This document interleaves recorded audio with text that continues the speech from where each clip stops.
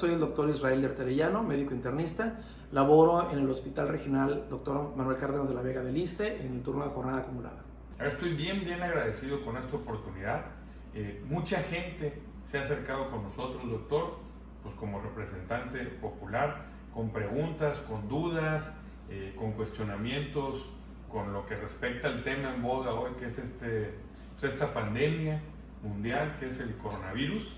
Y bueno, yo la verdad no soy experto y lo que he tratado de hacer es pues, buscar a la persona que creo yo más sabe o más conoce o más de cerca ha tenido una relación con este nuevo virus que se está dando en el mundo y poderte hacer preguntas que me han hecho a mí y agradecerte mucho de verdad esta oportunidad. Lo primero, doctor, es pues, ¿qué es este virus? ¿Cómo vamos? ¿Qué debemos de hacer? Y cómo evitar para que se siga propagando. Claro, es muy importante que la gente entienda que este virus no es enteramente nuevo del día de ayer, sino que es un virus de una familia que ya viene desde hace varios años dándonos algunos problemas. Específicamente la gente recordará por allá que en 2002 hubo una epidemia de un virus llamado SARS en China, causó algunas problemas muy importantes en China. Y en algún momento se pensó que podía causar una pandemia. No fue así, el virus desapareció, no volvió a dar problemas. Luego en 2012 volvimos a tener otro virus parecido llamado MERS, esto en la zona de Medio Oriente, y de ahí ha seguido teniendo algunos problemas la gente de esos países, mas sin embargo no ha alcanzado el potencial de pandemia que ha alcanzado este nuevo virus, coronavirus. Con este potencial tan grande de causar epidemias y ahora una pandemia, ¿no? Muy bien. ¿Cuál fue su experiencia, doctor, en el caso que le tocó ver acá en Culiacán? Bueno, en los casos que se llegan a presentar de repente en los servicios de salud, ya sean privados o inclusive los públicos, es muy importante guardar lo que son las definiciones operacionales de caso. Esas definiciones son muy técnicas y definitivamente es muy importante que la autoridad, en este caso en salud, nos las esté comunicando en forma periódica para poder nosotros trabajar con esas definiciones y luego posteriormente transferirlas a la población. En este caso se aplicó la definición operacional, se tuvo la fortuna pues de tener esas definiciones muy a la mano y luego tuvimos nosotros la oportunidad de detectar este caso de manera muy oportuna. Muy bien, ¿y qué recomienda, doctor? ¿Cuál es la experiencia? ¿Qué hay que hacer? Si se tienen síntomas, ¿qué es lo prudente a hacer? Bueno, precisamente ahorita acabo de hacer una maniobra que no se debe de hacer, que es tocarnos la cara frecuentemente. Los virus generalmente están en la cara, entonces nosotros podemos tocarnos la cara y luego pues, saludarnos, darnos la mano, tocar superficies y dejar los virus en ese lugar. Entonces esta maniobra de tocarnos la cara es algo que no debemos de hacer. Luego al toser o estornudar, utilizar la parte interna del brazo, que es muy importante para que todo lo que estornudemos y tosamos se quede en esta parte de aquí y no en nuestras manos o no en las superficies. También en un momento de la situación que se llega a vivir podríamos tener algunas medidas como las que se viven en algunos países como en Estados Unidos ya, Italia desde hace algunos días, China desde hace algunos meses, donde nos pidan a nosotros que nos quedemos en las casas o simplemente que nos distanciemos un poco socialmente y familiarmente. Por ejemplo, como nos llegan a pedir de repente que vayamos al súper ya no en familia completa, sino de uno en uno para evitar aglomeraciones. Esas podrían ser algunas medidas muy importantes.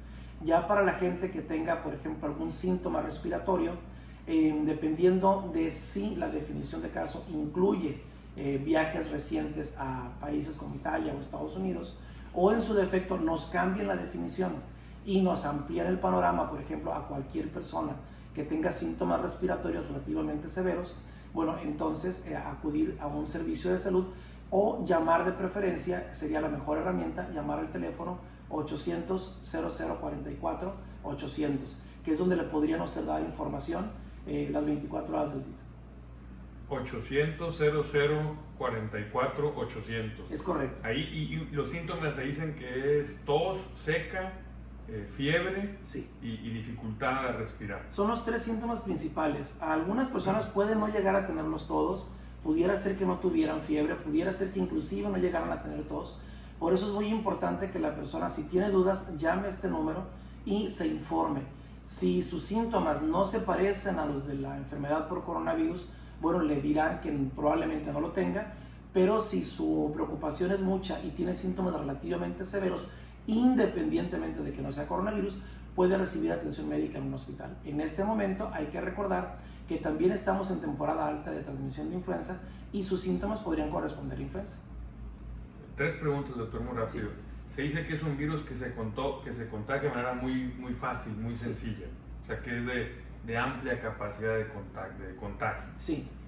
Segunda pregunta. Sin ánimo de caer en pánico, ¿es recomendable evitar el contacto físico, digamos, el contacto de ir a lugares donde hay mucha gente, pues no sé, el saludo de mano, el abrazo? La recomendación es evitarlo, entiendo.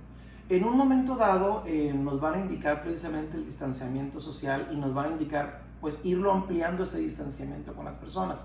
Por ejemplo, en algunos países primero les pedían a las personas que si iban a una iglesia, por ejemplo, hubiera 1 metro de distancia entre cada uno de las personas que estaban en esa iglesia o en ese lugar. Actualmente, por ejemplo, en Italia ya no puedes ni siquiera ir a la iglesia porque están realmente cerradas para evitar cualquier aglomeración. El saludo, por ejemplo, ahorita todavía podría ser permisible, de repente darnos un saludo de manos, un apretón de manos, pero recordando que nos tenemos que lavar las manos frecuentemente, con agua y jabón de preferencia, y en su caso, si no hubiera agua y jabón, alcohol en gel. Última pregunta, doctor, y después para que usted si quiere agregar algo. El caso que atendió usted en Sinaloa fue un caso que dio positivo y entiendo que ya fue dado de alta. Bueno, el caso que se atendió aquí en el estado de Sinaloa, que fue positivo, ya fue dado de alta. Es el caso que todos conocemos ya aquí en los primeros días, los días finales del mes de febrero. Y el otro caso que ocurrió en la ciudad de Los Mochis, que todavía se encuentra bajo atención médica, ahí en el Hospital General de Los Mochis. Por lo pronto solo 2 casos, uno el de Culiacán, sí, que fue el del famoso Hotel Lucerna, que ya entiendo que ya dejó el estado. Él ya está en sus actividades, como normales. Y el caso de Los Mochis, que actualmente se encuentra ya atendiéndose en un hospital de la localidad. Afortunadamente muy estable. Los datos del paciente y todo su estado de salud es privado, no se pueden platicar estas cosas por ningún medio para respetar la privacidad del paciente. Mas sin embargo, el paciente evoluciona bien, dentro de lo que cabe, bastante bien. Últimas 2 preguntas, doctor. La primera, hasta el día de hoy de manera oficial no se cuenta aún con la vacuna, digamos, o con la, digamos, medicina que demuestre que cure Es una muy buena pregunta y qué bueno que me la hace ahorita así de bote pronto. Estaba platicando hace unos minutos con otras personas de la vacuna precisamente y está ahorita en etapa muy temprana de investigación. Hay 2 vacunas que ya están en una fase de aplicación en humanos, pero es para ver qué respuesta tiene el humano a la vacuna y si la vacuna no tiene ningún efecto secundario relativamente serio. Habitualmente se hace con personas voluntarias en estudios muy controlados de muy pequeñas escala. Estamos hablando de que esas vacunas probablemente se empiezan a administrar en abril o en el mes que sigue. Si alguno de estos prototipos de vacuna pasa las pruebas iniciales, podría continuar algunas pruebas ya de fase 2 a poblaciones más grandes. Entonces hay que reconocer que no se puede aplicar en forma masiva un producto que no está bien estudiado, si no sabemos qué efectos tiene benéficos y qué efectos tiene nocivos. Entonces no creo que vaya a pasar antes de 1 año sin que tengamos una vacuna ya comercial en etapa de producción relativamente masiva. Y respecto a los medicamentos, aquí hay que hablar de 2 tipos de medicamentos. Aquellos que ya se utilizaron contra algún tipo de coronavirus. Por ejemplo, tenemos medicamentos que se utilizan regularmente contra el paludismo, en este caso la cloroquina o la hidroxicloroquina, y estos medicamentos ya se han utilizado antes contra otros virus, también coronavirus, con relativo éxito. Entonces, hay algunas personalidades del mundo de la medicina que aseveran ahorita que estos medicamentos pudieran tener cierto éxito en el tratamiento de estos pacientes.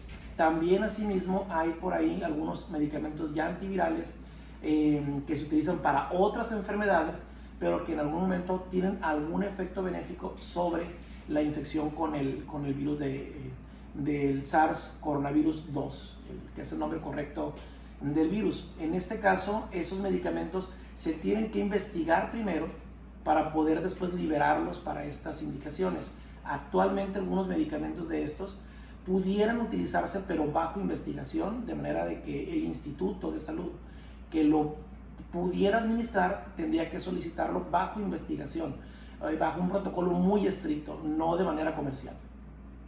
¿Y este paciente que se curó fue utilizando qué medicamento? ¿Fue El solo? manejo estándar de reposo, de abundantes líquidos, de una buena alimentación, utilizar paracetamol para los síntomas generales principalmente. Como es bien sabido, el paciente número 1 de Sinaloa no requirió hospitalización, el paciente número 2 sí, más sin embargo está evolucionando relativamente muy bien. Y la última, hoy leía por la mañana que al parecer un paciente que tuvo coronavirus en Italia se le había dado de alta y otra vez volvió a recaer. Es decir, sí puedes volver a recaer este virus, o una vez que te da, te vuelves inmune. Esto por el comentario que hizo el subsecretario en la conferencia de prensa. Es una pregunta muy interesante y un poquito complicada de contestar. Voy a tratar de hacerlo de la manera más sencilla para que la gente lo entienda. Las pruebas de laboratorio que hacemos para detectar el coronavirus utilizan muestras que se toman de dentro de la garganta de una persona. En algunos países se toman hasta 3 muestras de la garganta de una persona a través de la nariz y la boca, e inclusive con lavados profundos. En México se utiliza una prueba que utiliza 2 muestras de la garganta. No hay una manera de saber si es mejor tomarla con 3 que tomarla con 2. Esto es muy importante, pero el reglamento aquí en México nos pide tomarla una muestra muy amplia de estos virus posibles para poder después ampliar lo que es su material genético.